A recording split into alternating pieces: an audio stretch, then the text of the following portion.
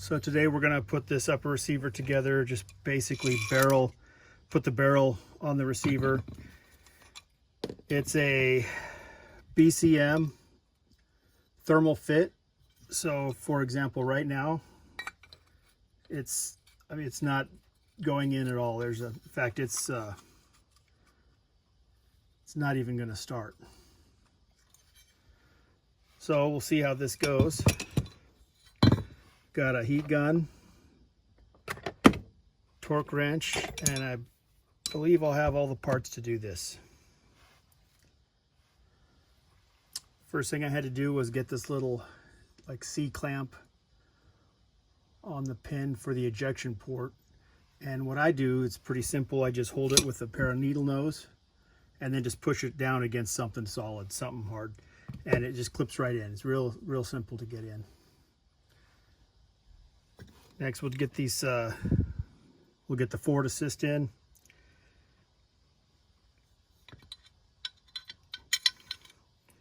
Make sure we orientate it correctly. You'll see there's got like a claw.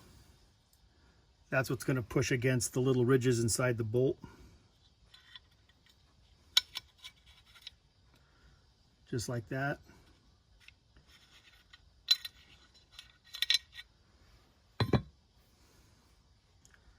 There's a little part here where the pin is going to go down and ride along. You can kind of see it cut out right there. Well, maybe you can't.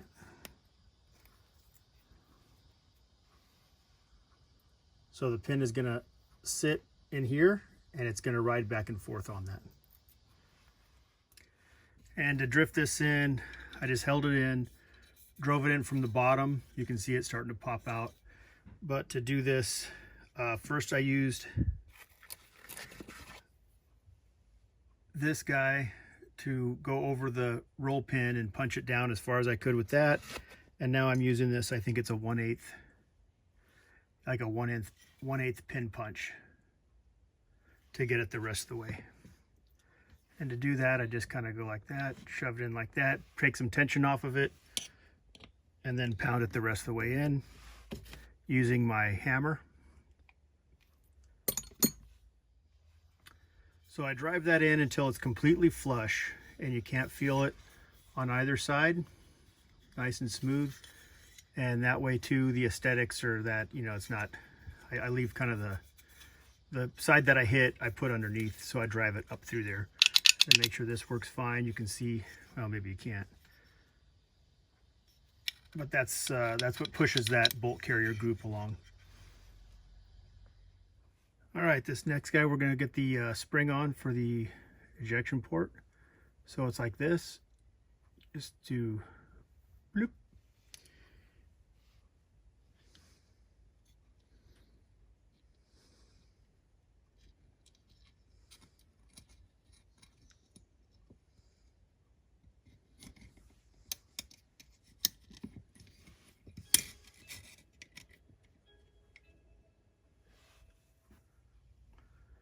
So you slide it in then, and I just push it against there till it's all the way, and then I just slide it the rest of the way.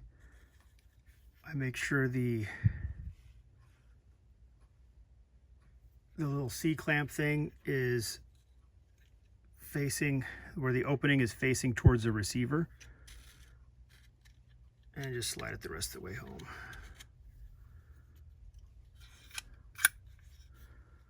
And there it is. And it's a beautiful fit.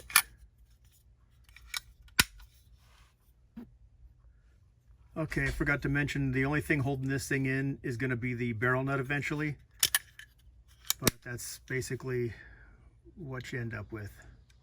I think Magpul makes one where it just kind of clips into these holes. It's a little different. Very efficient design. All right, now for the barrel insertion.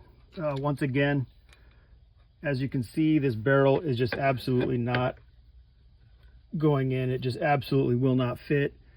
I'm gonna have to heat this thing up to get it to fit. Now, some guys will put this part in the freezer thinking that, well,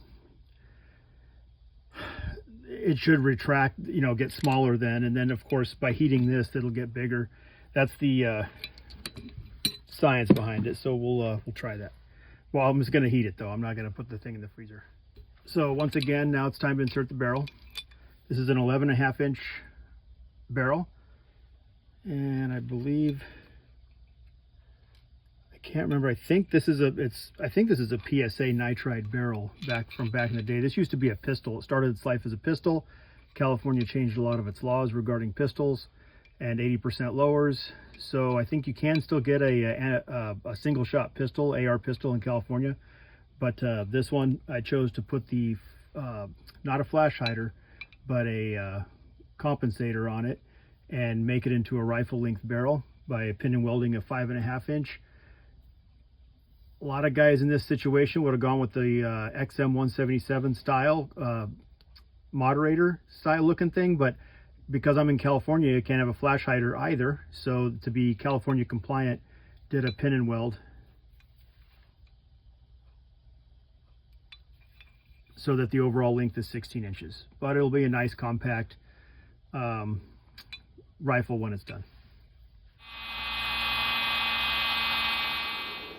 So that was pretty difficult to get on. I got the fan going right now, cooling it off. It was very difficult to get on. I had to heat the hell out of it, and but it was super tight. Like I said, as you saw in the video, it wasn't even starting. So let that cool off for a while before I can. I mean, it's still really warm to the touch, the whole thing. Okay, so achieving the 35 to 80 foot-pounds was very difficult, but I finally got it to where they lined up.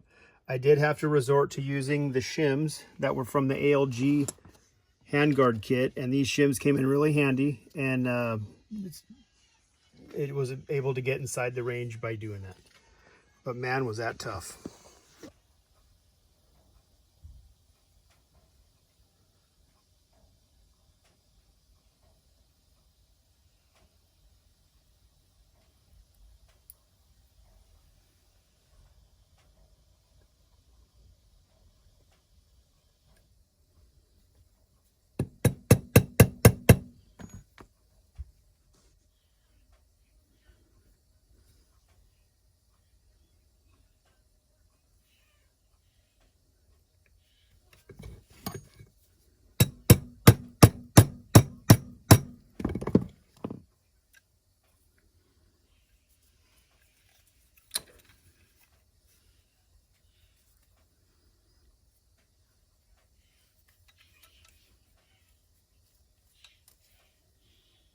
Beautiful.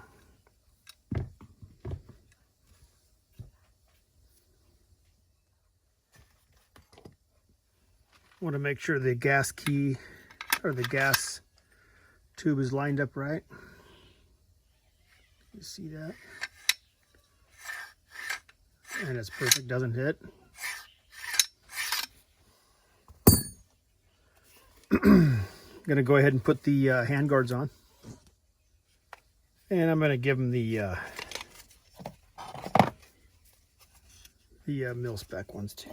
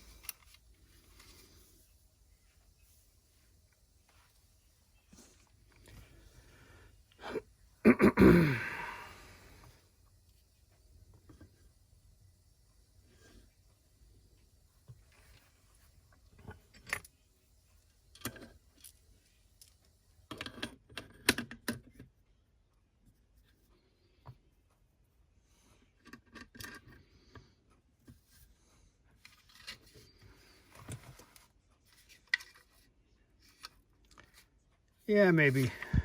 Because even if he gets a red dot, he can put it here and do a 1/3 co-witness. Here you go, brother, in case you change your mind. So these are fold-up sights. They just, in case you want to put a magnified optic or something on there.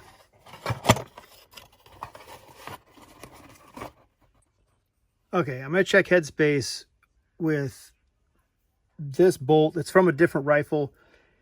You really should be checking it with the one that you're going to be using, but this one will at least get us close. Make sure that this thing got seated correctly. So the go gauge goes, which is good. It's supposed to go.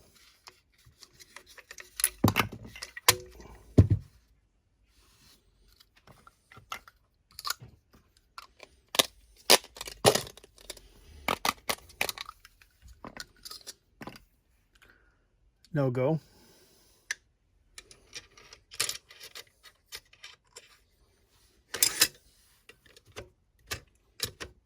And it rejects it, so that's good. Good with this bolt. Okay, that's it, man. This is it. California Legal 11.5-inch upper, and it's got the M-LOK. So you can put in like flashlights, holders, and all sorts of cool accessories here. Similar to what we got going here. Here's another California compliant upper, but this is not M-LOK. This is what Magpul was using before M-LOK, but it's kind of like what led to M-LOK.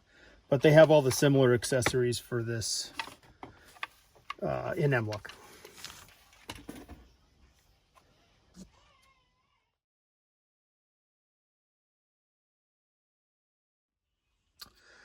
Okay, what makes these California legal is this is, well, it's 16 inches. There's no SBRs. There's no tax stamp available for SBRs in California. And the pistol situation is pretty bleak. So for an 11.5-inch, you have a muzzle device, 5.5-inch muzzle device welded onto it. And this is also not the flash suppressor version. This is the muzzle brake version. So this is California legal upper. It can go on a California legal lower, which to be California legal lower, well, this upper too is California legal. This is a 16-inch with just a, I really don't like, not a huge fan of muzzle brakes, but this, since it is a 16-inch, it already is the legal length for NFA. Then I just put a thread protector on it. And let me take this apart. So we just go over the lower.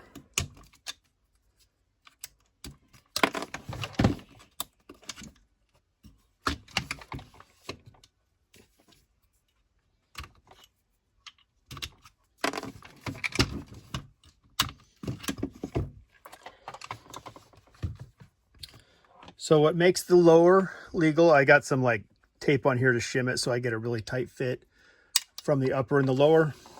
And what makes it California legal is this grip. And this is a Resurgent Arms. I think they went out of business, unfortunately. But Sparrow makes something similar. The nice part about the Resurgent Arms is it had this safety that you could operate. You know, you could shoot, put it back on safe, do whatever you need to do, shoot, put it back on safe without taking your hand off fire control, right? It was pretty nice. Some other features they had was this thing here. And I'm surprised Sparrow doesn't offer similar items, but this right here really helped protect. I used to just have a bunch of tape around here, but they actually sell a castle nut, or I'm sorry, the back plate that actually has this protection on it, so the palms of the webbing of your hand fits comfortably there. One other thing that California requires is that it's a fixed stock. So what I do is I just take regular stocks and I have it looks like a barrel nut or a rod coupler. I found the appropriate size. I stick it in there. I sleeve it with another shim, and I just, with an Allen wrench, and then that pins it so it can't move up and down. There's no more adjustment on this. So it's a fixed stock. And another thing I did is I put an extended mag release so that I could also reach it. So I have complete control over it, just as if it's a normal, safe, standard lower receiver. But this is California legal, and that's what makes it California legal. That's all I got.